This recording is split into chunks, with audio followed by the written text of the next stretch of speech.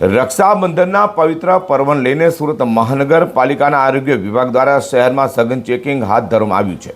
સુરતના તમામ 9 ઝોનમાં આશરે 10 ટીમો દ્વારા મીઠાઈની દુકાનો અને ખાદ્ય પદાર્થોનું ચેકિંગ હાથ કરાયું હતું। ચેકિંગ દરમિયાન મીઠાઈના સેમ્પલ લેવાયા હતા અને પૃથ્થકરણ માટે લેબોરેટરીઝમાં મોકલાયા છે। જો સેમ્પલ ફેલ થશે તો જવાબદારો સામે કડક કાર્યવાહી કરાશે। રક્ષાબંધનના પવિત્ર પર્વને હવે ગણતરીના દિવસો બાકી છે ત્યારે સુરત મહાનગરપાલિકાનો આરોગ્ય વિભાગ એલર્ટ મોડમાં આવી ગયું છે। તહેવાર દરમિયાન મીઠાઈ સહિતના ખાદ્ય પદાર્થોમાં ભેળસેળ ન થાય અને લોકોને શુદ્ધ તથા ગુણવત્તાયુક્ત ખાદ્ય સામગ્રી મળી રહે તે માટે આરોગ્ય વિભાગ દ્વારા શહેરભરમાં ચેકિંગ હાથ ધરવામાં આવ્યું છે। સુરતના 9 ઝોનમાં આશરે 10 જેટલી ટીમો દ્વારા વિવિધ મીઠાઈની દુકાનો અને ખાદ્ય પદાર્થોના વેચાણ સ્થળોની તપાસ કરાઈ હતી। ચેકિંગ દરમિયાન મીઠાઈના સેમ્પલ લેવાયા છે અને આ સેમ્પલોને પૃથ્થકરણ અર્થે લેબોરેટરીમાં જ મોકલાયા છે। હવે લેબોરેટરીના રિપોર્ટ પર સૌની નજર રહેશે। જો તપાસમાં કોઈ સેમ્પલ ફેલ થશે અથવા ખાદ્ય પદાર્થમાં ભેળસેળ સામે આવશે તો સંબંધિત વેપારીઓ સામે નિયમ મુજબ કડક કાર્યવાહી કરાશે।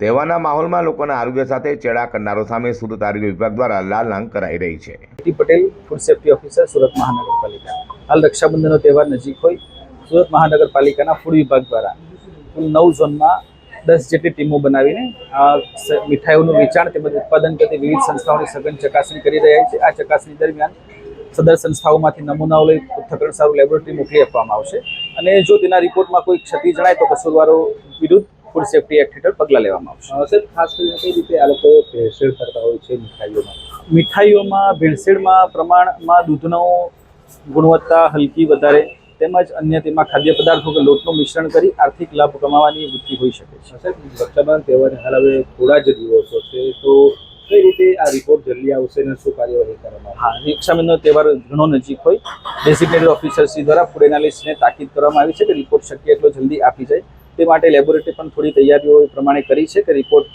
બને એટલો જલ્દી આવી જાય જેથી આપણે કસૂરવારો સામે પગલાં લઈ શકીએ અને સુરતને આરોગ્યપ્રદ મીઠાઈઓ તેમજ ખોરાક મળી શકે। સુરતમાં હાલમાં જ ફૂડ પોઈઝનિંગમાં એક માસૂમ બાળકનું મોત નીપજતા આરોગ્ય વિભાગ હરકતમાં આવ્યું હતું ત્યારે હવે તહેવારોને લઈને આરોગ્ય વિભાગે કડક કાર્યવાહી શરૂ કરતા ખાદ્ય વસ્તુઓનું વેચાણ કરનારમાં ખરેખર ફફડાટ વ્યાપી ગયો છે।